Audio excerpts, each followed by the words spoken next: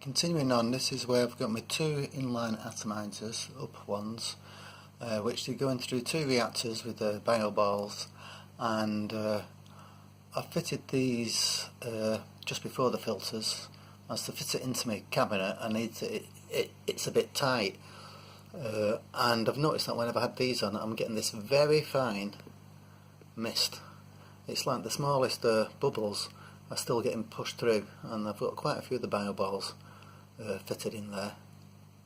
I did notice when I had the JBL atomizer on, I wasn't getting this. I was getting a pretty clear tank. So what I'm going to try next, I'm going to put two JBL ones on the inline reactors, on the inline atomizers, and see if it helps reduce this, because I'd like to just still get the pH drop for the CO2 concentration, but having a clear tank as well, as it just makes it a lot nicer to look at all the time, rather than just when the CO2 is off.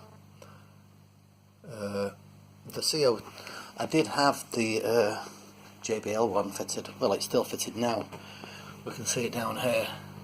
This is my line. The line comes up here, comes along here. Well, I've got my eheim pump down the bottom there. I did have it running off there, just off the one, and it was working good. But the way I want to run it coming off the canister filter, so I don't have to have this extra line on all the time. And it works out a bit tight to get all the tucks and turns in.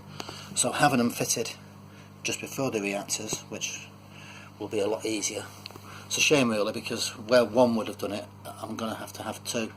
And to keep the flow up, I intend to bypass these filters on an extra line as well, an external line as well, which may in itself make these up atomizers acceptable, because with a lower flow going through them, the microfine bubbles which I'm getting in the tank might not exist.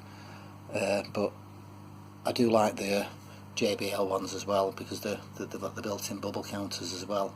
They seem a sturdier model, but I've got a bit of work to do before I can test it, and that'll be in my next little clip.